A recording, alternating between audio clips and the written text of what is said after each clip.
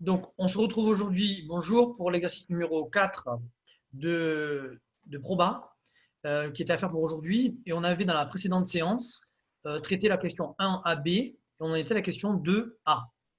Donc, le contexte, vous l'avez là, je vous laisse relire et mettre sur pause si vous voulez relire bien l'énoncé tranquillement. Donc, pour la modélisation de l'univers, c'est extrêmement simple. C'est l'ensemble des n arrangements constitués de n éléments. On appelle ça aussi des n permutations. Donc, le cardinal de l'univers, c'est n factoriel. Ça, c'était évident, tout le monde a dû réussir à le faire. L'univers image, c'est juste une question très simple. C'est l'ensemble des valeurs que peut prendre grand Y. Et grand Y, c'est le plus grand entier tel que les k premières boules soient par ordre croissant. Donc, ce k peut aller de 1 à n. Ça, c'est facile. Question numéro 2, trouver les variations. Donc, il y a deux manières de prouver la chose. La première, on peut mettre sur pause si vous voulez. On écrit l'égalité des probabilités conditionnelles. Et puisque une proba est toujours inférieure ou égale à 1, on en déduit tout de suite que la suite P de Y égale K est décroissante. Deuxième possibilité, on avait discuté entre les autres, vous pouvez me rappeler? On avait comparé la probabilité entre, enfin, quelle est la probabilité la plus probable entre P de Y est égal à K et P de Y égale K plus 1. Et alors, Et en on, français, tu peux et expliquer en français? on avait vu que la probabilité des YK plus 1, elle implique Y est égal à K. J'avais pas mis probabilité. Hein. Tu peux Oui, pas dire qu'une proba implique une proba, ça veut rien dire. Parce qu'un nombre, on n'implique pas un nombre. et ben on a plus, enfin, si les K plus une première boule sont dans l'ordre, ça implique que les K premières sont dans l'ordre. Voilà. Si les K plus une première boule sont rangées par ordre croissant, ça veut dire qu'a fortiori, les K premières l'étaient. Donc, rappelle-toi, Julie, j'avais écrit ça, moi. Ouais, j'ai écrit ça aussi, mais Ah ben, il ne faut pas mettre P, quoi. ouais. Vous Ok. savez que quand on fait des probas maintenant, on fait d'abord une ligne sans les P. Enfin, si possible, quand on fait du dénombrement, si vous avez envie de faire des relations entre les ensembles, d'abord vous faites des relations ensemblistes, et puis dessous, vous composez par P. Donc, puisque cet événement implique cet événement, alors la probabilité de cet événement est inférieure à la probabilité de cet événement. Ok. Et par contre, je pense que pour écrire, là vous devez donner une justification en français, hein, comme vient de le faire Julie. Alors que l'avantage de la deuxième preuve, c'est qu'elle se passe d'avoir une explication française.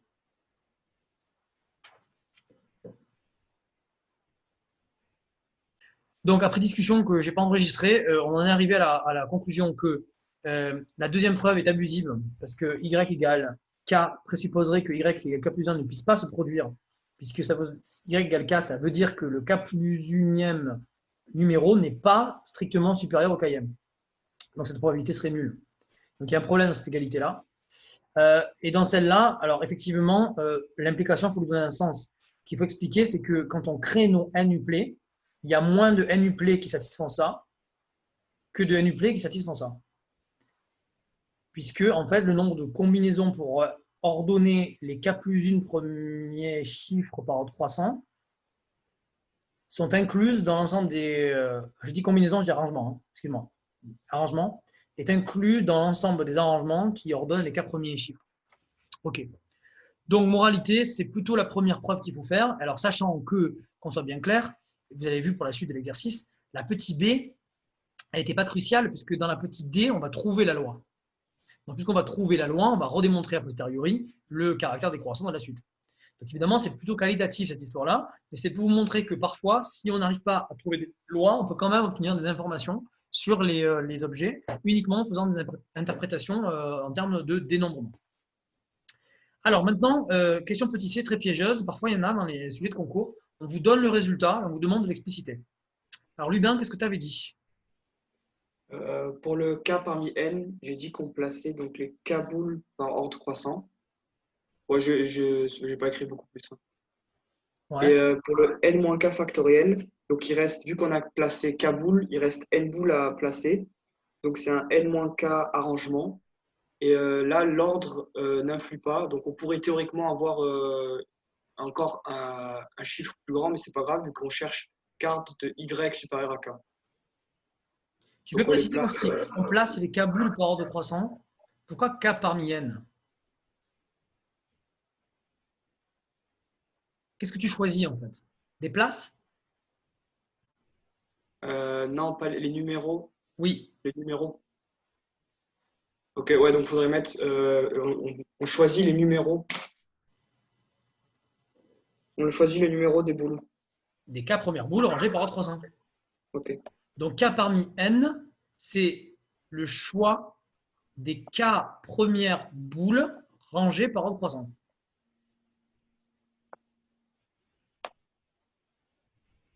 Donc c'est le choix des U1, U2, UK si vous voulez. Alors la discussion qu'il faut qu'on ait, c'est pourquoi c'est une combinaison. Donc, suite à la discussion qu'on a eue, deux choses à dire. Premièrement, on vous fait calculer K de Y supérieur ou égal à K pour ne pas vous poser la question de est-ce que la K plus unième boule est à un numéro strictement plus grand qu'à la Km. On s'en contrefiche. On regarde ce qui se passe jusqu'à la Km et après on s'en fout. C'est exactement ce que dit ce produit. Premièrement, on choisit d'abord les K numéros des premières boules, donc U1, U2, UK. Et on réfléchit à une chose. Ici, quand on fait K parmi N, on est d'accord qu'on prend une poignée. On prend une poignée de K chiffres parmi N. Cette poignée, elle n'est pas ordonnée. Combien il y a de manières pour ordonner cette poignée par ordre croissant?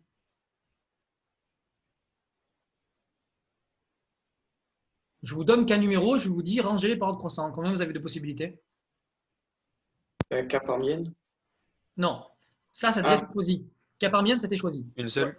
Une seule. Bah oui, une seule. Une seule. Et c'est ça qui est important, c'est ça qu'il faut bien voir. Quand je vous donne une poignée, cette poignée-là, vous n'avez qu'une seule manière de l'ordonner par ordre croissant. Je crois qu'avec Jean-Philippe, on avait fait, quand j'ai fait des calls au mois de mars, on avait, février, j'avais donné des exos comme ça. Le nombre de poignées, c'est égal au nombre de manières d'ordonner K chiffres par ordre croissant, parmi N. Donc c'est ça qui est un peu difficile dans votre esprit, c'est que la combinaison, elle ne compte pas l'ordre, et donc c'est génial parce que ça permet justement de choisir son ordre. Donc K parmi N, c'est le nombre de choix de placer K et K premiers numéros par ordre croissant. Et ensuite, N-K factoriel, tu as dit?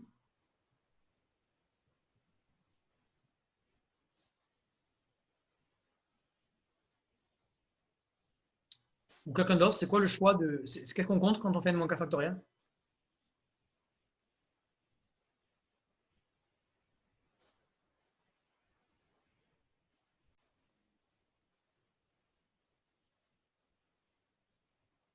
Je comprends pas ce que vous dites. Ben, c'est les choix. Parce que Lubin, il a dit K parmi N, c'est le choix des K premiers numéros.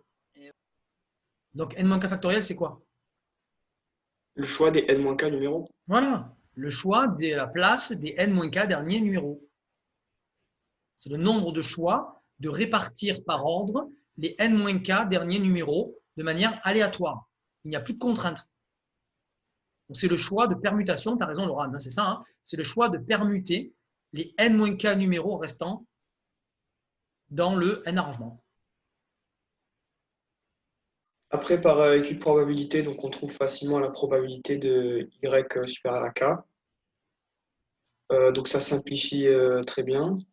De même pour P de Y supérieur à K plus 1, parce qu'on en aura besoin, parce qu'on a montré dans ce qu'on a montré dans le 1A avec le préliminaire. Du coup, ça nous fait que P de Y égale K égale 1 sur K factoriel moins 1 sur K plus 1 factoriel. Ok, et ton K, il va de combien à combien? Ah, du coup, non, il va toujours de 0 à N. Tu avais dit 1, je crois. 1 à N. Oui. Je te pose cette question pour qu'on soit sûr qu'on ne fasse pas des bêtises quand on écrit, parce que quand vous écrivez Y probabilité de Y supérieure ou égale à K, parfois vous vous retrouvez avec des divisions par 0. Ce n'est pas le cas ici. Donc c'est bon. Parfois, vous savez, sur les bords, il y a des formules particulières. Parfois, il faut parfois se poser ces questions, se dire, attends, là, je fais un cas général, ok, mais est-ce qu'il est vraiment général? Est-ce que quand K vaut N, quand K vaut 1, je ne dis pas n'importe quoi. Quand K vaut 1, on dit que la probabilité que Y soit supérieur ou égal à 1 soit égale à 1. Ben, c'est vrai. Parce que Y, il est toujours supérieur ou égal à 1. Et quand on prend K égale N, c'est la probabilité que Y soit supérieur ou égal à N. Donc, c'est la probabilité que Y soit égal à N. Et la probabilité que Y soit égal à N, ben, il n'y a qu'une seule possibilité sur N factoriel. Parmi tous les permutations, il n'y en a qu'une seule pour lesquelles les numéros sont rangés par ordre croissant. C'est la liste ordonnée. Donc, on ne dit pas n'importe quoi, donc tout va bien. Et donc, on a trouvé la formule générale de la loi de y égale k. Est-ce qu'il y a des questions? Grâce à la 1b, donc on trouve que l'espérance, c'est la somme des 1 sur k factoriel de 1 à n. Et du coup, là, une petite idée. Donc, je ne l'ai pas écrit, bon, c'est en dessous, mais donc, on prend la fonction exponentielle, donc qui est c infini de r dans r. Et donc, on fait la formule de Taylor, non, Taylor U ou Taylor Lagrange? Non, Taylor avec le reste intégral. Ouais. En 0. Donc, ça nous donne ça. Et du coup, après, comme on voit que, du coup, si on pose x égale 1, on voit qu'on a ce qu'on cherche, donc 1 sur k factoriel. Du coup, on cherche la limite de cette intégrale. Et du coup, là, on encadre. On encadre et on trouve que c'est majoré par e sur n factoriel. Donc, qui tend bien vers 0 quand n tend vers plus l'infini. Du coup, on a que la somme, mais par exemple, de k qui va de 0 à n de 1 sur k factoriel égale à l'exponentielle. Mais nous, on veut 1. Du coup, on enlève le premier terme et on fait passer de l'autre côté. Et le premier terme, donc c'est 1. Donc, ça fait la somme de 1 sur k factoriel de 1 à n, c'est exponentielle moins 1. Alors, attends, sur la fin, je sais pas tout on va voir. Mais alors, déjà, on est d'accord que c'est pas, on est d'accord, c'est la limite de la somme de k égale 0 à n de 1 sur k factoriel qui vaut e. Oui. Ça, ce que tu as démontré grâce à ce magnifique raisonnement. Donc, la première ligne, là, pour les PTSI1, c'est la formule de Taylor avec classe intégrale. J'espère qu'à la fin de l'année, je pourrai vous la présenter. Elle est assez pratique parce qu'elle permet effectivement d'avoir une approximation globale. Je crois que vous allez commencer les développements limités là, de cet après-midi. Donc, un développement limité, il est local, c'est uniquement en un point. En zéro, souvent, on fait des développements limités en zéro. Les développements limités, ils sont vrais au voisinage de zéro, uniquement. Or là, la formule de Taylor avec classe intégrale, elle est vraie partout. Donc, elle permet en particulier de remplacer x par 1, ce qu'il a fait Lubin. En remplaçant x par 1, bing, on voit apparaître pile poil la somme qui nous intéresse. Mais pour ça, pour penser à faire Taylor avec classe intégrale, il faut repérer dans la somme attendue là, un développement limité. Donc, il faut connaître super bien ces développements limités dans un sens et dans l'autre, de sorte à pouvoir repérer éventuellement dans une somme qu'on vous donne un développement limité usuel. Et alors, à la fin, tu nous as dit, pourquoi tu obtiens E-1 alors, tu disais? Parce qu'on a la limite de cette intégrale qui est égale à 0. D'accord. Quand n tend vers plus l'infini. Ouais. Sauf que le développement limité de l'exponentielle, c'est k égale à 0 jusqu'à n. Voilà. Alors que? Alors que nous, on cherche avec k égale 1, parce Oui. qu'on va de 1 à n. Très bien. On sort simplement le 0e terme. Voilà. Donc là, c'est converge lorsque n tend vers plus infini, vers e moins 1. Donc on vient de écrit sur la page, mais ouais. Voilà, donc je ne l'affiche pas parce que au moins tout le monde vous l'avez sous les yeux, ce qui veut l'écrire dans la correction. Alors, deuxième exercice, l'exercice numéro 7, un exercice extrêmement classique. Ce sont des tirages de boules sans remise. En fait, on considère sur Terre en 2011 1000 personnes distinctes et on effectue auprès d'elles qui doivent constituer un échantillon aléatoire et représentatif. Donc ça, c'est des discussions que vous avez dû avoir beaucoup au collège et au lycée avec vos enseignants. Il faut absolument, lorsque vous faites des statistiques, être persuadé que les gens que vous interrogez, ils représentent l'univers. Parce que sinon, il va y avoir un biais. Et alors, la plupart du temps, dans les statistiques, il y a un biais d'ailleurs. Quand vous contactez des gens par téléphone, ben, ça veut dire que les gens ils doivent avoir un téléphone. Quand vous contactez les gens par Internet, eh bien, les gens ils doivent avoir Internet. Et même quand vous allez faire du porte-à-porte, il faut que les gens qu'ils aient un domicile. Donc, ça veut dire qu'il y a des gens, toujours des gens que vous excluez en fait de vos sondages, parce que, et donc, en fait, de manière, sans vous en rendre compte, vous faites un biais cognitif dans votre statistique. Et ça peut poser un problème énorme parce que si votre sujet, c'est justement, par exemple, les conditions d'habitation, des raisons sociales, vous voyez, eh bien, tous les gens qui sont marginaux, vous ne pouvez pas les interroger. Donc, il faut faire super attention à ça. Un échantillon, il n'est jamais vraiment représentatif. D'autant qu'il faut qu'il y ait suffisamment de personnes dans l'échantillon pour qu'on puisse considérer que dans les 1000 personnes, il y en a une qui correspond à chaque caractère, on va dire, représentatif de la population. Et est-ce qu'on peut résumer une population terrienne à 1000 personnes? Je ne crois pas. Ne serait-ce que déjà, il y a une personne par pays, déjà, on est déjà foutu, quoi. Donc vraiment, il faut toujours se poser ce genre de questions. Est-ce qu'un échantillon est représentatif? Non, jamais vraiment. Donc là, on le suppose de manière théorique. Ces 1000 personnes ayant été choisies, maintenant, on voudrait savoir, connaissant la prévalence du virus être VIH dans la population terrienne en 2011, c'est ce qu'a fait Lisa, et bien, connaissant cette prévalence, on voudrait savoir quelle est la probabilité qu'au moins une personne de l'échantillon soit séropositive. Alors, Lisa, tu disais, tu as commencé comme il fallait, c'est-à-dire qu'en fait, tu as commencé par nous dire que on va regarder la probabilité d'être séropositif dans la population. Donc, effectivement, la probabilité d'être séropositif dans la population, c'est… Alors, ça ne tombait pas juste, tu as mis égal 0,05, ça ne va pas. Hein. C'est environ. Hein. Ce n'est pas égal. Hein. D'ailleurs, appeler la P, ça fait 33 sur 700. Voilà, 33 sur 700, c'est la valeur exacte, mais pas 0,05. Et ça fait environ, effectivement, 5. Alors, environ 5%, ça me paraît beaucoup quand même. Donc, petite erreur, ouf, il manque un 0 au dénominateur, ça ne fait pas 5% de séropositif, ça fait environ 0,5%, ce qui est déjà énorme. Mais en fait, on vivait un peu sur un nuage en Europe parce qu'il y avait beaucoup de gens malades et on ne savait pas. Et surtout, on oubliait qu'en Afrique, il y avait beaucoup plus de gens malades que chez nous. Donc, en moyenne, en 2011, il y avait beaucoup de gens séropositifs. Donc, en gros, 33 sur 7000. Ok, alors ça, c'est la probabilité d'être séropositif. Alors ensuite, tu disais, Lisa, que X va sur une loi binomiale. Alors, il y a un problème. Pourtant, tu as bien écrit la bonne phrase. Alors, cette phrase, c'est peut-être une phrase qu'on vous a dit d'écrire en terminale. Moi, je prends la même phrase que Lisa.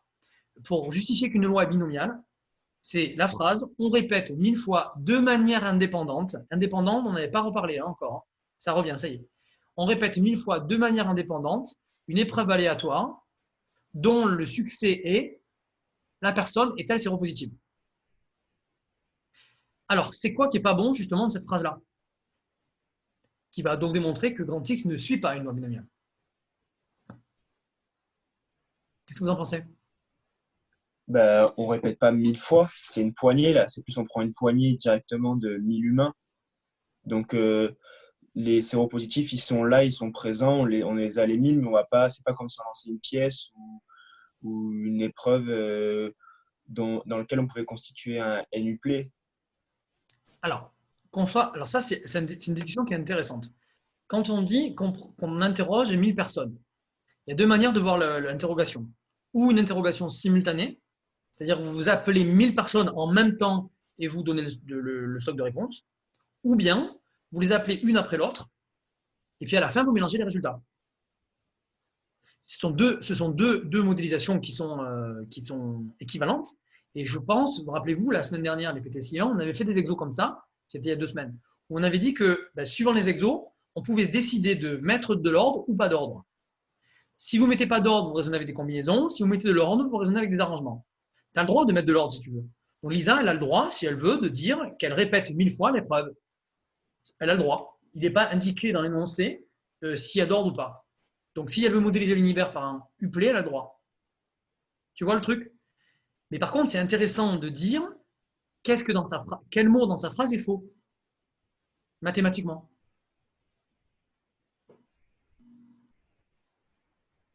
De manière indépendante. Pourquoi?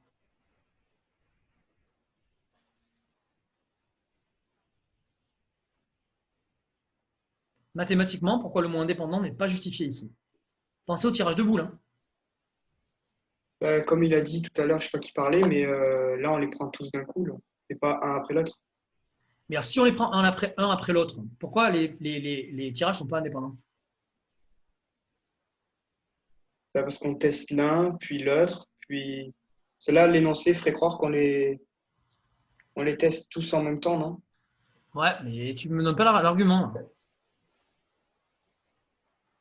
Comment ils sont les tirages de boules là? Si je peux appeler des boules, excusez-moi, c'est des gens, mais… Ils sont sans remise. Et voilà.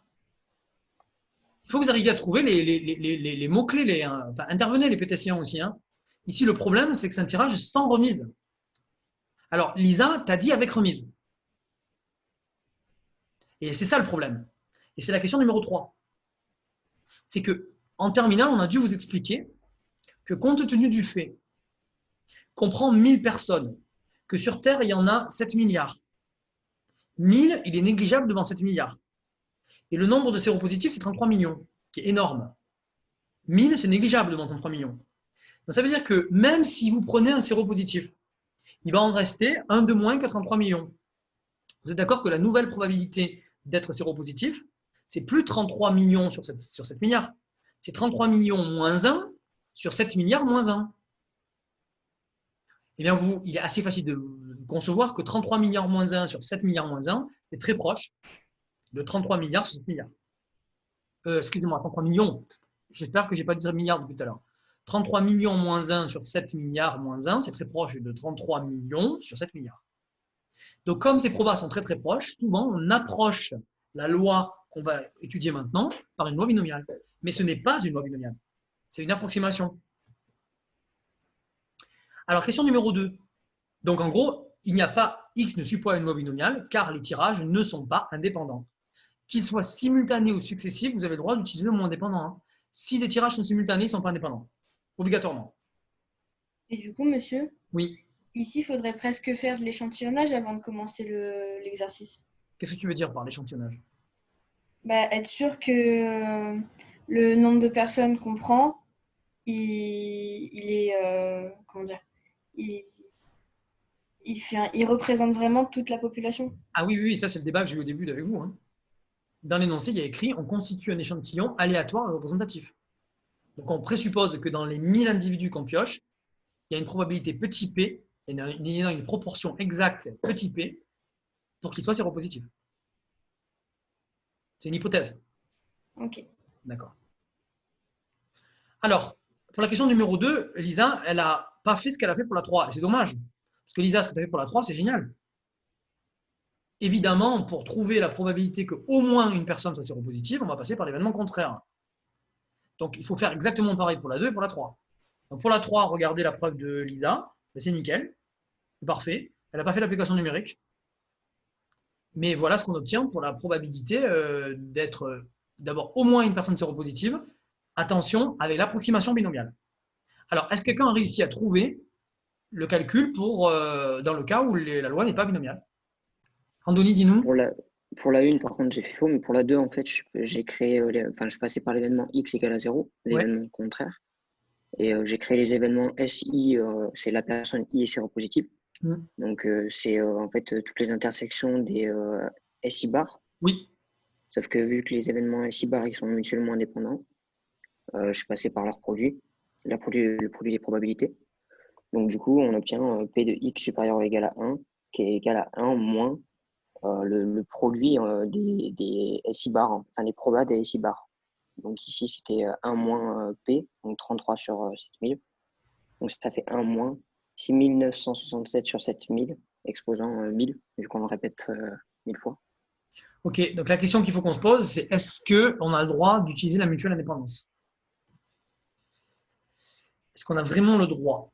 En toute rigueur. Là, je pense que tu fais l'approximation binomiale sans te rendre compte. D'ailleurs, je pense que tu vas retrouver exactement la même valeur que Lisa. J'ai la même. Ouais. En fait, tu as fait l'approximation de la loi binomiale. Là. Parce que tu as supposé que les événements SI bar étaient mutuellement indépendants, ce qui est une bonne approximation, mais qui est en fait en toute rigueur faux. C'était la dernière question étoilée qu'on avait faite ensemble sur les, vous vous rappelez, la secrétaire qui appelle les gens là, avec un protocole.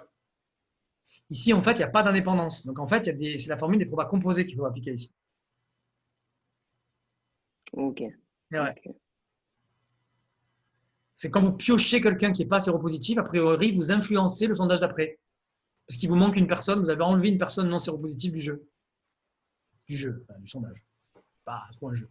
Donc, c'est super intéressant, mais c'est une approximation. Par contre, ce qui est super avec Andoni, c'est qu'en fait, ici, c'est juste jusqu'à ici. Et après, il faudrait qu'il écrive, d'après la formule des probas composés, donc il faudrait barrer là, les événements sont mutuellement indépendants. D'après la formule des probas composés, eh bien, il faudrait écrire que la proba de l'intersection des SI bars, c'est la formule des probas composés qu'on va revoir tout à l'heure. Ou demain. D'accord? Alors, donc, quand on arrive... Alors, ça marche très bien avec la formule des probas composés, hein, l'application numérique. Mais en fait, il y a plus simple. Si on passe par un dénombrement. Donc, voilà ce qu'on obtient. Je pose grand N égale 7 milliards, petit n égale 33 millions. Et on s'intéresse à la probabilité que x vaille 0, donc d'avoir 0 personnes séropositives dans l'échantillon. Donc, par équipe probabilité des issues, le cardinal de l'univers valant ça. Ça, c'est le cardinal de l'ensemble des combinaisons contenant 1000 personnes, 1000, parmi les non séropositives. Fois 0 parmi n, puisqu'on a 0 personnes séropositives. Voilà. Donc, ça, c'est en passant par l'événement. Là, c'est P de x égale 0. Donc, la probabilité que x soit supérieur ou égal à 1, évidemment, c'est 1 moins 1000 parmi grand N moins petit n sur 1000 parmi n. Voilà le résultat qui a été attendu pour la question numéro 2.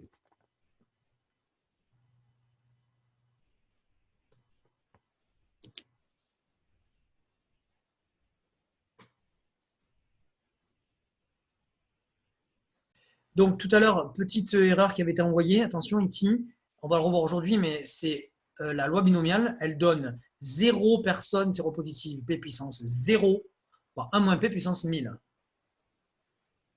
Donc, la question qu'on se pose, dans la question numéro 3, on approche la probabilité de x supérieur ou égal à 1 avec des tirages avec remise par cette formule-là.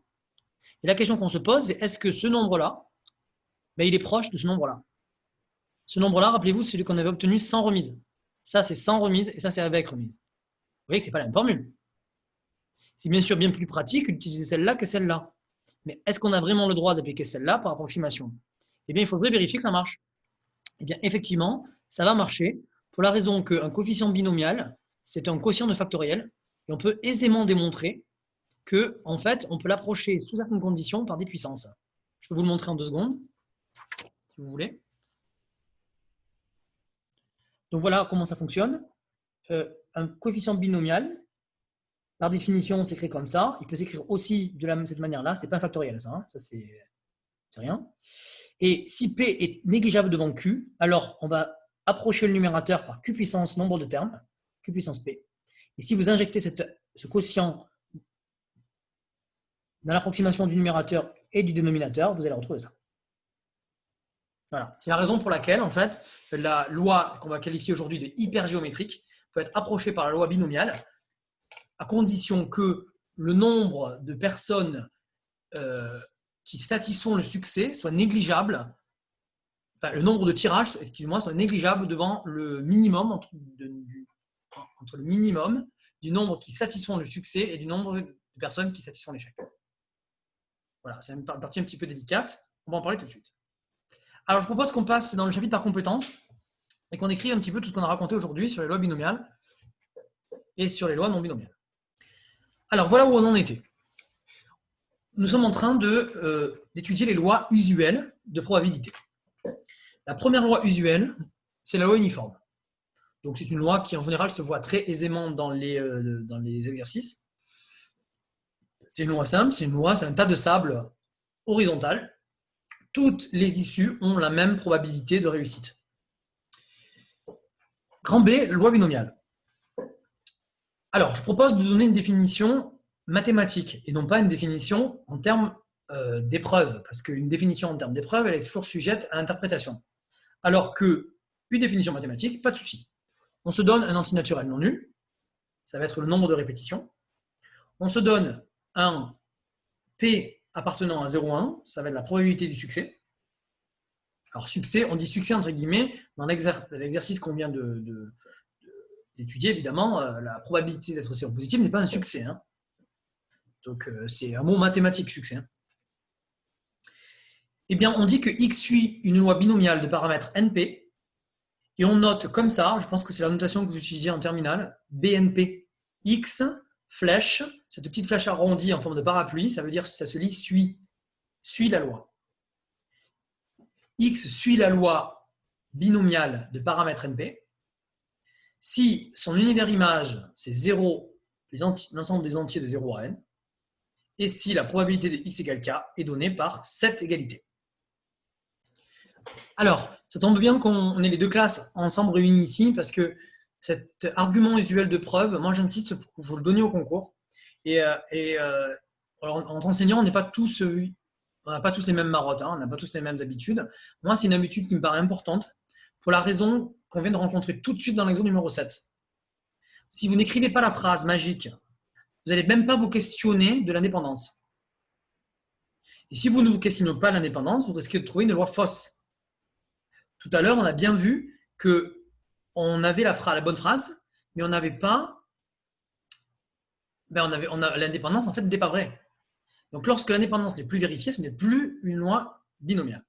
Alors, vous choisissez, s'il vous plaît, maintenant, hic et nunc, ici et maintenant. Vous choisissez la phrase qui vous paraît la plus personnelle à indiquer lorsque vous voulez m'affirmer qu'une loi est binomiale. Mais moi, je vous propose deux phrases. La première, c'est on répète une fois de manière indépendante une épreuve aléatoire dont la probabilité de succès vaut P. Ou vous pouvez dire on répète une fois de manière indépendante un schéma de Bernoulli de paramètres P. Alors, je n'ai pas redéfini dans le chapitre par compétence le schéma de Bernoulli. Je l'ai fait dans le cours Tapuscrit. Donc, un schéma de Bernoulli, c'est une épreuve aléatoire dont la probabilité de succès vaut P et dont la variable aléatoire compte le nombre de succès. Donc, une loi de Bernoulli, une variable aléatoire qui suit une loi de Bernoulli, c'est une variable aléatoire qui vaut 0 ou 1, 0 si échec, 1 si succès, 0 avec une probabilité 1 moins P, 1 avec une probabilité P. Donc, c'est une loi de base. D'accord? Donc, je ne le redéfinis pas ici, mais vous l'avez dans le cours Tapuscrit. Donc,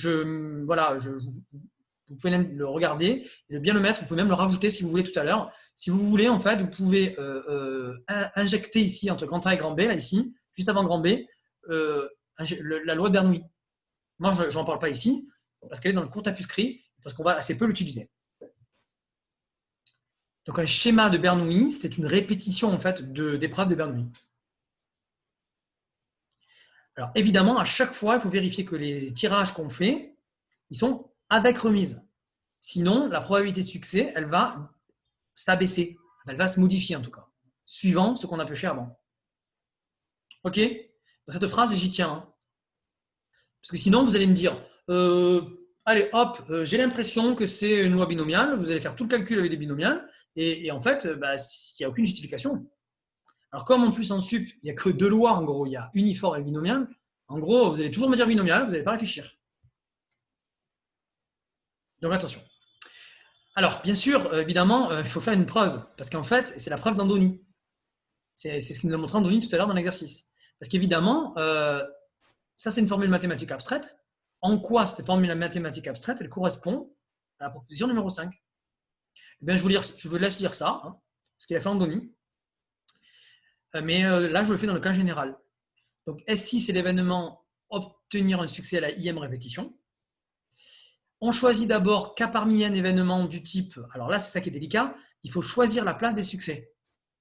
Les succès, en fait, parce qu'en fait, on répète de manière indépendante, mais suite à la discussion qu'on a eue tout à l'heure, quand on répète de manière indépendante, on peut quand même penser à du successif.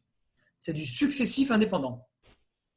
Donc d'abord, vous faites une fois, vous avez un arbre, succès ou échec. Sachant qu'on a eu succès ou échec, on recommence.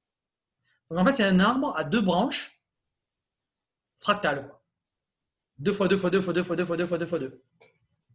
OK? Donc ici, j'ai présupposé que j'ai K succès et N moins K échec. Mais vous avez vu les indices, je ne les ai pas appelés 1, 2, 3, K. Je les ai appelés I1, I2, I3, IK, parce que je ne sais pas à quelle place ils sont. Le succès, il n'est pas forcément premier. Ce que je sais, c'est qu'au I1e tirage, j'ai eu un succès. Qu'au I2e tirage, j'ai eu un succès. Donc, on va compter la probabilité de cet événement, sachant que cet événement, en fait, il y aura qu'à le reproduire K parmi N fois pour obtenir l'événement global. X égale K, en fait, c'est la réunion de tous ces événements-là pour I1, I2, IK, strictement rangés par ordre croissant, évoluant entre 1 et N, entre l'EC1 et l'ECN. Vous voyez que la rédaction, elle est très délicate. Et c'est pour ça qu'on vous donne le théorème sur les lois binomiales. C'est que pour rédiger ça, il n'y a pas grand monde qui va y arriver.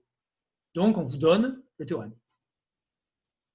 Maintenant, comme les événements sont indépendants, ce que je disais tout à l'heure, Andoni, alors dans ce cas-là, la probabilité de l'intersection, il manque une parenthèse ici, là, donc une grande parenthèse. La probabilité d'intersection, c'est le produit des probas. Donc, ça fait P puissance K, P succès, et 1 moins P puissance N moins K, puisque N moins K échec.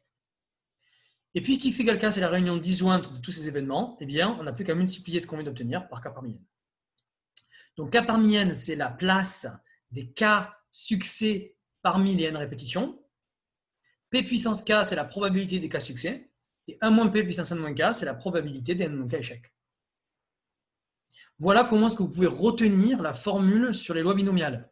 La preuve n'est pas à connaître, mais par contre, comprendre ce que font chacun des blocs, ça vous permettra une chose très intéressante. C'est que si vous ne repérez pas la loi binomiale, mais si vous êtes bon en dénombrement, vous pourrez la retrouver.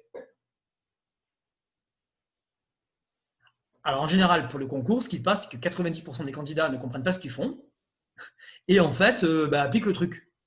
Mais attention, c'est pas très puissant parce que là, on se ramène en terminale. On se ramène en terminale avec la formule magique, vous vous rappelez? En terminale, il y avait les boutons.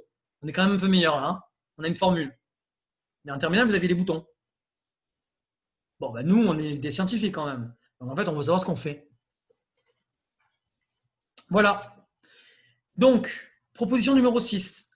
À fléauter, à recopier et à connaître. Ce sont les deux, donc les espérances et les variances des lois binomiales. Donc ça, vous devez l'apprendre par cœur, c'est comme en terminale, c'est les mêmes formules. La différence, c'est que je vous ai mis la preuve après. Je vous la laisserai lire si vous avez le temps. Ce sont des choses qu'on a déjà faites. Il faut introduire les polynômes. Alors, ici, c'est un polynôme un petit peu différent par rapport à celui qu'on avait introduit d'habitude. C'est x plus 1 moins p puissance n, et non pas, x plus 1 puissance n. Ici, on garde notre 1 moins p. Ici, on remplace le p par x. De sorte que quand on va dériver une fois et deux fois, vont tomber le k, et vont tomber le k moins 1. Donc, tout calcul fait, on obtient très facilement, en quelques lignes, que l'espérance de x, c'est pq' de p, et que la variance de x, alors là, regardez, j'utilise la formule qu'on avait citée au précédent cours, de sorte à pouvoir appliquer la dérivée seconde de q. Voilà. Donc la preuve non plus, elle n'est pas spécialement à connaître, mais elle est à comprendre parce que vous allez devoir dans des exos parfois, lorsque les lois ne sont pas binomiales, savoir faire ce genre de calcul. Alors c'est parti, on se fait un exemple ensemble. L'exemple numéro 16. Donc, voilà la situation. On reprend l'exemple numéro 1. Voilà, je vous laisse réfléchir quelques secondes à la loi suivie par grand X. Voilà. Donc, vous avez ici la preuve et le résultat. Donc, la phrase clé, on répète une fois de manière indépendante un schéma de Bernoulli de paramètre 1,5 ou une épreuve aléatoire dont la probabilité de succès est 1,5. Donc, x suit la loi binomiale de paramètre n 1,5. Voilà, vous avez ici l'expression de la loi. Et effectivement, dans cette situation, comme on est dans une situation de pièce équilibrée, vous avez une simplification ici des produits là, qui donne ici ce résultat-là. Donc, il est très facile, même dans un exercice de ce concours, de vous cacher une loi binomiale. Parce que je ne suis pas sûr, si un jour on vous dit soit une variable grand X qui succède toi, je ne suis pas sûr qu'il y ait beaucoup de gens qui pensent avoir une loi binomiale. Hein. Parce qu'il faut penser à partager le 1 sur 2 puissance n comme ça. Pas forcément hyper visible. Donc, vous cachez des lois binomiales, c'est très facile. Donc, je vous rappelle, c'est ce qu'on avait obtenu par un dénombrement. Et l'espérance et la variance, on avait mis beaucoup de temps pour les trouver. Par la définition et par la formule de Koenig-Huygens. Ici, vous avez le droit de le donner sans preuve. C'est du cours. D'accord ? Exemple numéro 17. C'était encore l'exemple numéro 1. Vous vous rappelez, on avait, après la variable grand X, on avait regardé deux variables de gain. Et puis après, on avait regardé des variables xm et x grand M qui regardaient des nombres minimum, des numéros minimum ou maximum de boules. Là, vous avez un argument béton pour dire que ce n'est pas de loi binomiale. Il faut regarder l'univers image. L'univers image d'une loi binomiale, c'est toujours de la forme 0, c'est une erreur de ma part ici, 0, n. Toujours. Ce sont toujours n plus 1 entiers consécutifs. Si votre univers image n'est pas constitué d'entiers consécutifs de 0 jusqu'à un certain nombre, vous êtes sûr tout de suite que ce n'est pas une loi binomiale. On est d'accord ? Donc, quand vous multipliez en particulier par 2 une loi binomiale, eh bien, vous n'avez plus de loi binomiale. Parce que quand vous multipliez une variable par 2, vous modifiez son univers image. Vous n'avez plus que les entiers pairs. Donc, multiplier par 2 une variable suivant une loi binomiale, une combinaison linéaire plus générale de loi binomiale n'est pas une loi binomiale. Donc, ce ne sont pas des lois classiques. Donc, par contre, puisque vous arrivez à les relier à des lois binomiales, alors pour trouver leur espérance et leur variance, ça va être super facile, en faisant de l'algèbre.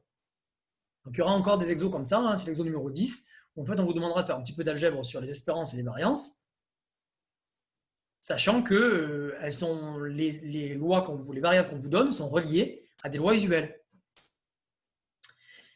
Alors, exemple numéro 18. Exemple super simple, mais il faut qu'on le fasse quand même, parce que c'est la base des lois binomiales.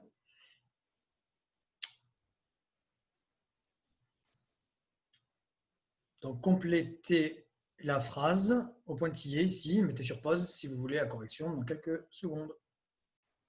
Donc, effectivement, réponse, si et seulement si les tirages sont mutuellement indépendants. Vous pouvez rajouter entre parenthèses successif.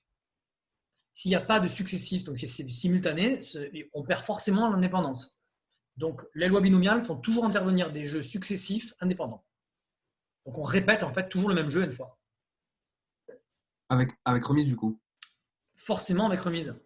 Donc, quand il dit donc effectivement, vous dites les tirages sont mutuellement indépendants, donc entre parenthèses, successifs avec remise.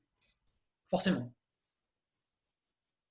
Donc, il y a deux réponses possibles. Quand vous dites mutuellement indépendants, ça veut dire successif avec remise. C'est pareil.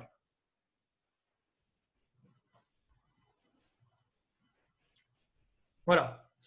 Alors, pour le grand C, c'est totalement hors programme, donc ne l'écrivons pas. Mais vous pourrez l'écrire si vous avez le temps tranquillement ultérieurement. Dans ce cas-là, vous laissez 10 lignes. La loi hypergéométrique n'est pas au programme de sup ni de spé d'ailleurs. Mais c'est un petit peu une aberration parce que je pense que c'est un truc qu'il faut savoir faire. On l'a déjà rencontré de nombreuses fois entre nous. Si jamais les tirages sont successifs sans remise ou si les tirages sont simultanés, on perd la loi binomiale. Mais dans ce cas-là, on devient une loi hypergéométrique. Et lorsqu'ils sont simultanés, successifs sans remise, il faut penser éventuellement à les voir simultanés, parce qu'en les voyant simultanés, eh bien, on peut utiliser des combinaisons. Et donc, vous avez les lois qu'on avait données avec les PTSI1 il y a 15 jours, avec les PTSI2 au mois de mars, et les cas particuliers qu'on a vus dans l'exercice tout à l'heure, qu'on a corrigé avec Lisa Andoni, l'exercice numéro 7. Donc, voilà les formules qu'on avait obtenues. Je vous rappelle, si les tirages sont successifs sans remise ou simultanés, eh bien, on a K succès parmi les succès fois N-K échecs parmi les échecs divisé par le nombre de possibilités de piocher petit n parmi grand n. Et ça, ce n'est pas une loi binomiale. Pourtant, l'univers image, c'est 0n. Ça s'appelle une loi hypergéométrique de paramètres NP et grand n. C'est totalement hors programme. Et en général, en terminale, on vous disait souvent, dans les exercices de ce type, les exercices numéro 7, c'est des exos de terminale. On vous disait, on peut supposer que le nombre de tirages est suffisamment petit pour approcher la loi, pour considérer les tirages indépendants. À partir du moment où il y a cette approximation qui est spécifiée dans l'énoncé, ça veut dire qu'on vous autorise à appliquer une loi binomiale. Pour trouver l'espérance, alors ce qui est marrant, c'est que l'espérance d'une loi hypergéométrique, c'est pareil que l'espérance d'une loi binomiale, bien qu'on n'ait plus l'indépendance. Et la variance, par contre, ça n'a plus rien à voir, mais c'est normal. Parce que si vous tirez avec remise, vous avez une certaine dispersion, et si vous tirez sans remise, vous avez une dispersion qui est plus petite.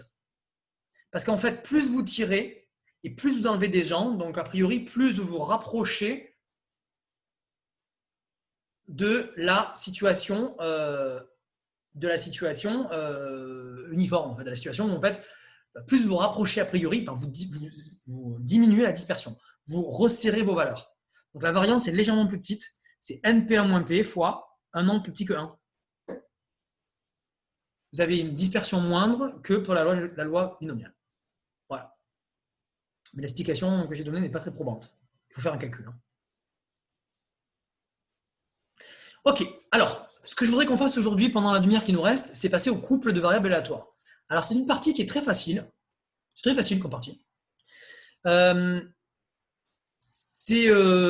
va être en lien avec donc la fin du chapitre précédent sur l'indépendance. On va être en lien avec ça.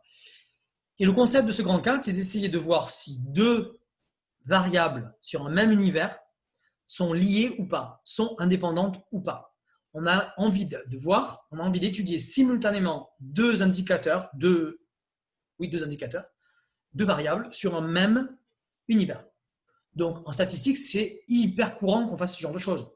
Je sais pas, de regarder simultanément le niveau des salaires et le seuil de pauvreté et le nombre de pauvres, le taux de chômage et le taux d'actifs.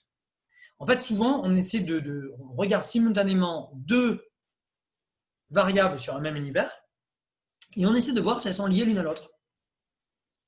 Il faut faire très attention que si elles sont liées l'une à l'autre, quand vous donnez les résultats de l'une, vous influencez les résultats de l'autre. Et donc, il faut être conscient qu'il y a des biais aussi de ce type-là. C'est-à-dire que quand vous donnez deux chiffres à une population, mais dans un journal, vous mettez deux chiffres. D'accord, mais si les deux chiffres ils disent la même chose, ils font état d'un même phénomène, vous pouvez donner l'impression à l'opinion publique que ces deux chiffres, ils donnent deux arguments qui sont indépendants et qui renforcent une thèse, alors qu'en fait, c'est juste qu'on vous influence, on vous dit deux fois la même chose, mais vous ne vous en rendez pas compte. Donc, vous voyez, il n'y a pas de raison, en fait, de donner deux fois un taux dans un journal alors qu'il dit la même chose. Ça, c'est lorsque les événements sont totalement dépendants l'un de l'autre. Par contre, s'ils sont indépendants, alors d'accord. Ça veut dire que ça donne deux informations qui sont totalement décorrélées. Donc, par exemple, je pourrais très bien regarder la moyenne des élèves de PT étoile. Elles ne sont pas indépendantes. Elles ne sont pas indépendantes parce qu'on a fait une sélection en première année. Donc, c'est normal que les moyennes soient différentes. Par contre, en sup, a priori, en SI, en physique, où il y a une équité, en tout cas, on reprend des manières les plus équitables, et bien ces matières-là, en français par exemple, et bien vous, normalement, vous devez avoir des moyennes qui se ressemblent dans les deux classes. Il y a une indépendance complète des résultats. Donc, pour tester l'indépendance, on va devoir mettre en place des définitions théoriques. Pour les variantes, c'est pareil d'ailleurs. Il n'y a aucune raison, a priori, en début d'année surtout, qu'il y ait une dispersion des résultats différents pour PTSI1 et PTSI2. Après, peut-être, alors après, ça évolue différemment, parce qu'en fait, ce sont des écosystèmes qui évoluent un petit peu de manière différente. Donc, une classe soudée va avoir une variance faible, une classe dans laquelle il y a beaucoup de concurrence va avoir une variance forte. Une classe soudée va avoir une bonne espérance, une classe pas soudée, en général, a une espérance moindre. Et ça, c'est pas moi qui le dis, c'est l'expérience qui montre que quand vous êtes soudés, que vous êtes tous ensemble, eh bien, globalement, vous réussissez mieux. Alors, il y a moins de cas d'or, il y a moins de faibles, mais l'un dans l'autre, vous êtes globalement meilleurs. C'est l'effet de la solidarité, quoi. Voilà. Alors, voilà les choses que je voudrais qu'on regarde ensemble. Premièrement, on va définir deux variables aléatoires sur un même univers. Et je vais noter x d'oméga, y d'oméga comme suit. Donc, les nombres que vous avez ici sont des réels. Ce sont les valeurs que peuvent prendre grand X et grand Y. Ce ne sont pas forcément des entiers consécutifs. Donc, je ne suis pas forcément dans des lois binomiales, dans des lois quelconques. La première chose qu'on va regarder ensemble, grand A, c'est qu'est-ce que la loi conjointe d'un couple XY. Alors, la loi conjointe d'un couple, c'est la loi qui relie les deux variables aléatoires. Donc, on la définit comment, cette liaison? Eh bien, je vous donne la technique numéro 2, qui est une technique et une définition en même temps. Donc, la technique pour trouver la loi conjointe d'un couple, c'est d'appliquer la définition. Et c'est donner deux choses. Eh bien, les univers images des deux lois, des deux variables aléatoires, et la probabilité de l'intersection de l'événement conjoint, il est conjoint, l'intersection c'est pour dire conjoint, eh bien la probabilité de x égale xi est y égale yj. Donc la probabilité que x vaille xi et y vaille yj simultanément. Alors évidemment, vous comprenez bien que c'est bien ces probabilités qui vont donner une indication sur le caractère de dépendance ou d'indépendance des deux variables aléatoires. Parce qu'évidemment, vous savez que dans le cas d'une dépendance, la proba d'une intersection, c'est le produit des probas. Donc la question qu'on a envie de se poser, c'est est-ce que le proba de toutes ces intersections sont égales au produit des probabilités P de x égale xi fois P de y fois yj égale yj. C'est la question qu'on se pose. Alors, petite remarque, vous verrez dans beaucoup de bouquins, et même parfois, peut-être l'année prochaine, je le noterai comme ça, l'intersection se note parfois avec une virgule. Alors, cette année, je ne vais pas le faire parce que je n'ai pas envie que vous perdiez la notion d'intersection. Si vous perdez l'intersection, après, vous ne saurez plus que vous avez le droit d'appliquer la formule des produits, en fait, la formule de l'indépendance. Donc, cette année, je n'utiliserai pas cette notation. La proposition numéro 9 à écrire, je pense, elle va être assez évidente pour tout le monde. Et on va bien le vérifier dans les exercices qui vont suivre. La famille d'événements, des événements conjoints, donc cette famille, cette grande famille-là, x égale xi inter y égale yj pour i et j variant dans i croix j, eh bien ça forme un système complet d'événements de l'univers. En effet, si vous regardez bien, c'est une partition du gâteau. Si vous avez oméga, que vous voyez comme un gâteau, un grand gâteau carré, un gâteau d'anniversaire, eh bien vous pouvez le partitionner en morceaux, chaque morceau correspondant à la réalisation. Donc ici, par exemple, le morceau ici en place en ligne I colonne J. Donc là, je vais voir carrément une matrice. Je me mets en haut pour que vous voyez bien. Voilà ce que je vous propose comme modèle. Ça, c'est mon univers. Mon univers, je le partitionne. Je le partitionne en toutes ces cases. Et chaque case, la case en ligne I colonne J, correspond à la réalisation de l'événement x égale xi inter, y égale yj. C'est assez naturel de faire ce genre de choses. Un tableau bidirectionnel, à 2 dimensions. On est d'accord que la réunion de tous les événements fait l'univers tout entier. Et on est d'accord que les événements sont 2 à 2 incompatibles. Moralité, on a bien que la probabilité, enfin, on a bien que la famille constitue un système complet d'événements. Si vous avez besoin de ce petit modèle à côté, dessinez-le. Ça vous permet de bien retenir la situation dans laquelle on se passe. La croix, c'est l'événement x égale xi, inter y égale yj. Donc, évidemment, on pourrait aller très loin. Là, vous êtes d'accord qu'on analyse 2 variables sur un même univers. Si on voulait analyser 3 variables, on aurait un tableau tridirectionnel. Donc, on en parlera l'année prochaine en informatique, ça. Ça peut faire l'objet de sujets de concours. Pour analyser l'indépendance de 2 variables aléatoires, on vous demande de représenter des matrices NumPy, par exemple, le tableau NumPy. Et pour analyser l'indépendance de 3 variables, la mutuelle indépendance de 3 variables, on fait des tableaux tridirectionnels. Et on peut faire même des tableaux quadridirectionnels, multidirectionnels, pour analyser la corrélation entre n variables aléatoires. Donc ça, ce sont des problèmes actuels qui sont extrêmement, extrêmement courants. Il y a beaucoup de statisticiens et de probabilistes qui s'intéressent à ça aujourd'hui. À mettre en place des indicateurs et en essayant de voir si ces indicateurs ont des liens entre eux. Voilà, donc je propose l'exemple numéro 19. Un petit jeu. On tire 3 boules simultanément dans une urne. Et cette urne comporte 4 boules blanches que je vais appeler B1, B2, B3, B4. 2 boules noires que je vais appeler N1, N2. Et 4 boules rouges que je vais appeler R1, R2, R3, R4. Et on tire 3 boules simultanément. Eh bien, on va essayer de voir la loi conjointe qu'il y a entre, pour le couple, XY, où X compte le nombre de blanches et Y compte le nombre de noirs. Alors, on est bien d'accord, on sent déjà gros comme une maison que les variables grand X et grand Y ne peuvent pas être indépendantes. Parce qu'évidemment, puisque les tirages sont simultanés, on n'a pas de loi binomiale en cause. Donc, on est sûr déjà que les lois ne vont pas être indépendantes. Maintenant, la question, c'est quel est leur degré de dépendance? Eh bien, pour quantifier ce degré de dépendance, on va devoir mettre en place la loi conjointe. Donc, c'est des choses assez faciles en général. Ça, vous allez voir, c'est des exos qui se font assez bien.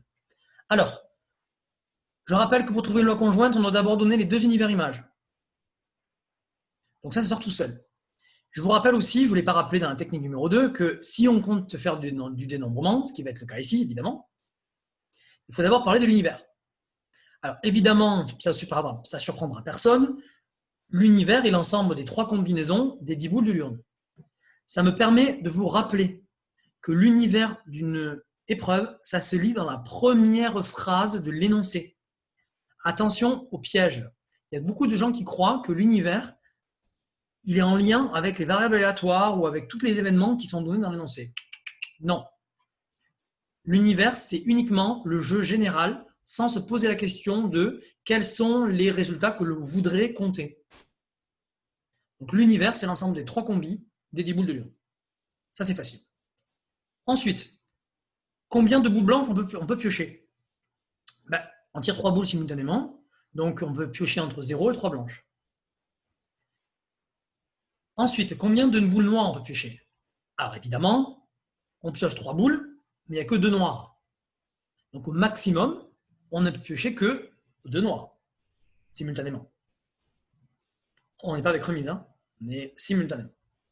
Donc ces deux résultats sont extrêmement simples. Donc maintenant, qu'est-ce qui se passe? Eh bien, il se passe qu'on a un tableau dans notre tête. On a un tableau, ce tableau-là, que je vous ai montré tout à l'heure.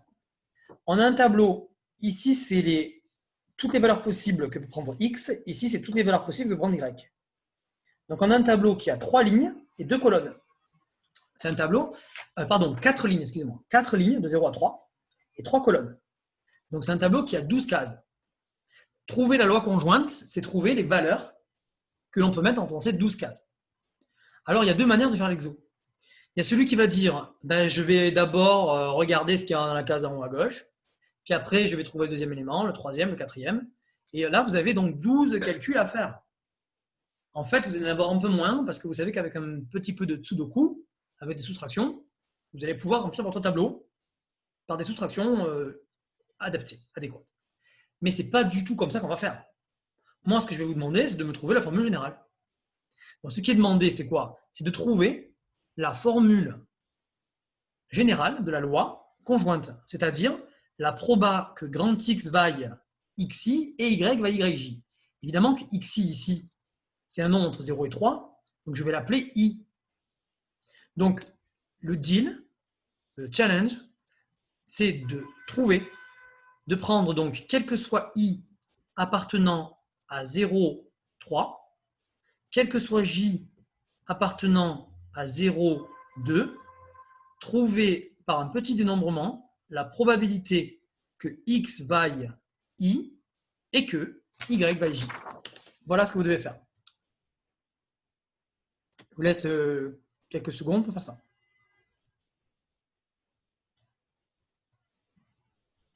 Donc voilà la correction. Par écu probabilité de toutes les issues de l'univers. La probabilité d'avoir i blanche et j noire, c'est i parmi 4, ça c'est le choix des blanches. J parmi 2, c'est le choix des noirs. Et 3 moins i moins j parmi 4, c'est le choix des autres boules. Alors, attention si vous oubliez de mettre ce nombre-là. Ça veut dire que vous considérez que vous avez un choix. Ça veut dire qu'en fait, vous ne regardez pas, vous dites qu'il reste un seul choix pour le reste. En fait, vous oubliez plein de cas en fait. Un choix pour le reste, ça ne veut rien dire. Ça veut dire que vous oubliez de compter le reste. Donc n'oubliez pas, en fait, votre formule ne va marcher que si i plus j vaut 3.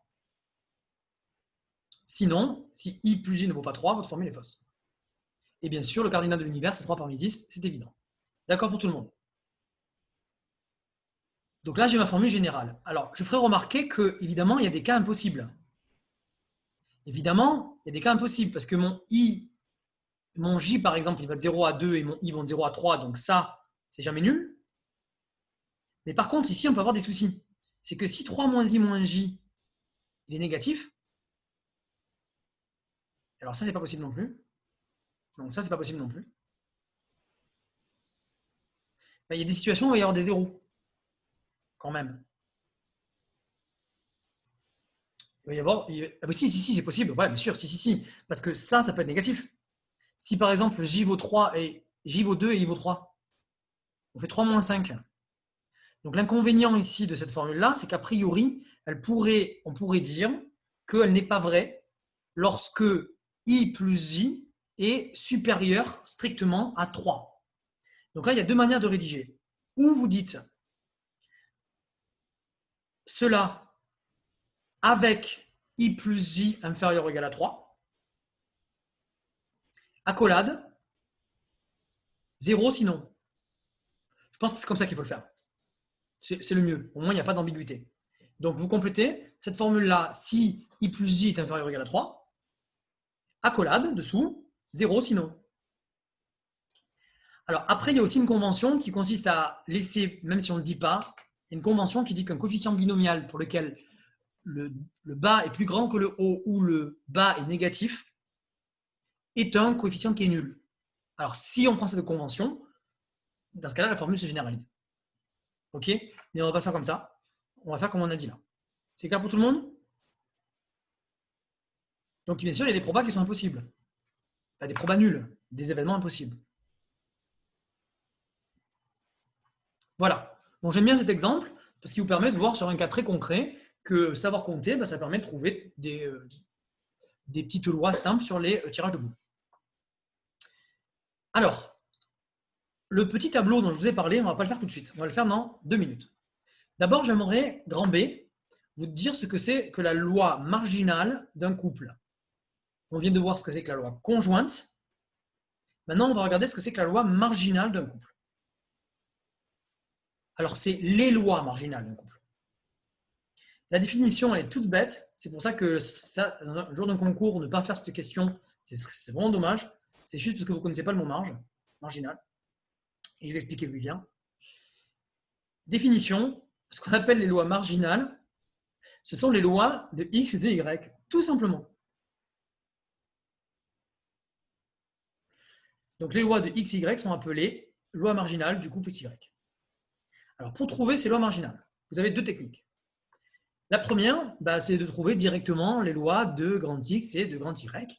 Donc là, je vous reporte à grand 1 et à grand 3. Grand 1 pour des lois obtenues par dénombrement, grand 3 pour des lois usuelles. Donc évidemment, B1, on ne va pas le faire ici. On l'a déjà fait. En fait, vous en contrefichez de vous aider de Y pour trouver X ou de vous aider de X pour trouver Y. Vous les trouvez indépendamment pour commencer. Si ça marche, c'est top. Mais dans l'exemple d'avant, c'est pas forcément... Enfin, on aurait pu le faire, mais on aurait pu le faire.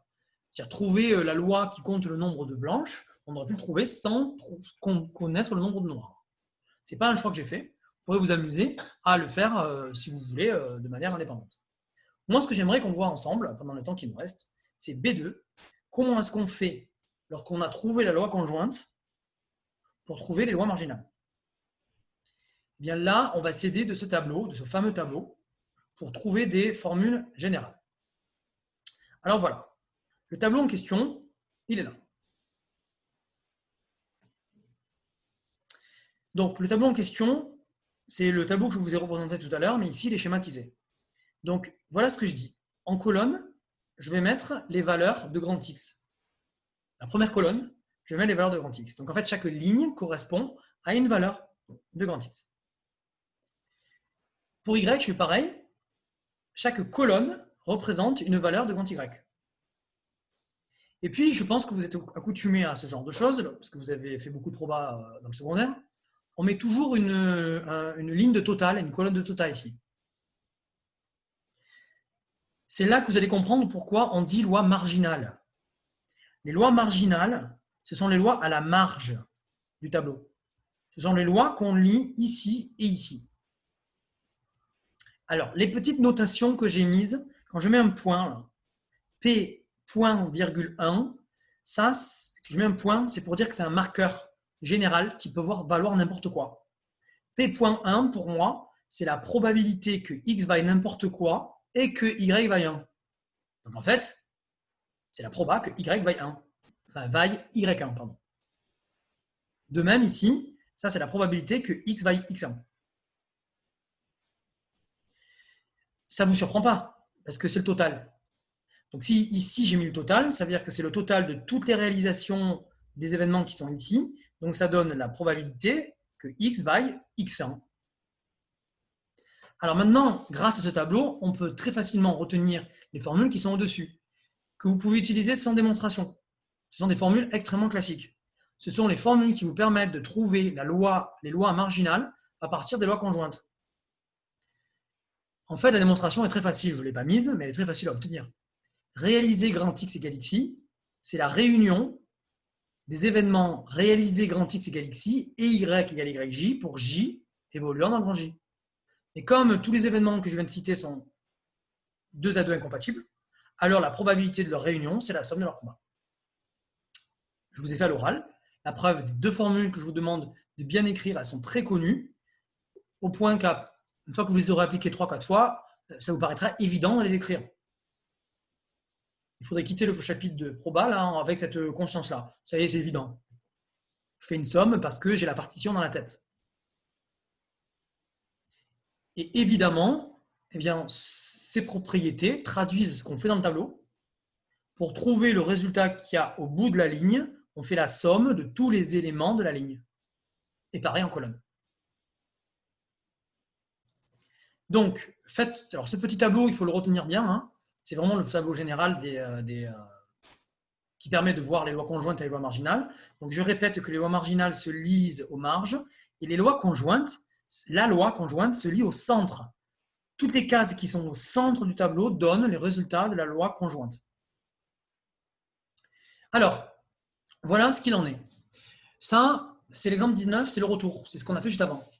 Donc, qu'est-ce que j'ai fait? J'ai juste pris la formule obtenue tout à l'heure par Augustin et j'ai remplacé I et J par leur valeur. Donc, voilà ce qu'on obtient. On obtient bien 3 zéros ici, vous le voyez, c'était dans le cas où I plus J était strictement plus grand que 3.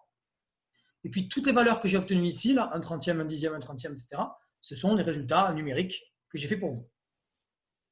Donc, les 12 cases du tableau à l'intérieur, ce sont les résultats de la loi conjointe. Eh bien, vous êtes tous d'accord avec moi. Grâce à l'intérieur de ce tableau, on peut trouver les marges et donc trouver les lois marginales. 7/15, 7/15, 1/15. Donc, la probabilité de Y égale 0, c'est 7/15.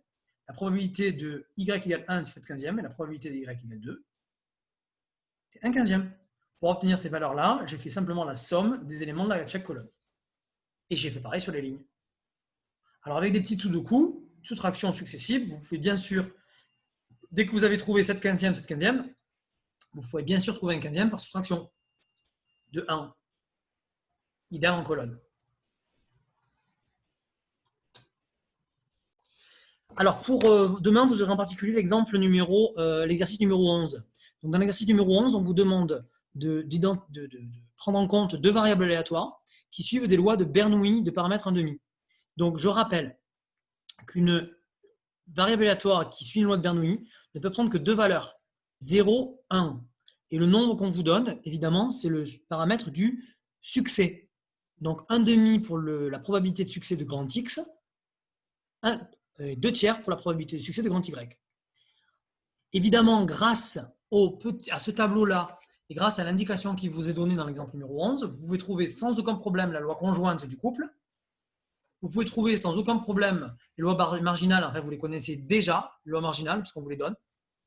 Et je pense que vous allez pouvoir faire tout seul cette situation-là, à savoir de trouver comment compléter le tableau et de pouvoir en déduire si les variables sont indépendantes.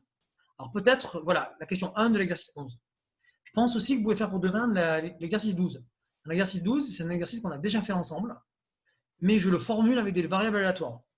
Donc j'aimerais que, par des petits dénombrements qu'on a déjà fait, donc les PTSI1 c'était la semaine dernière, les PTSI2 c'était il y a 3 mois, pour retrouver cet exo, vous le réanalysiez et vous en déduisiez comment trouver la loi de ce couple-là. Voilà. Pour la question numéro 2, vous n'avez pas encore fait les équivalents, les PTSI1, vous allez les faire cet après-midi, je crois. Donc peut-être que ce soir, si vous êtes bien chaud, vous réussirez à faire aussi la question numéro 2. Voilà.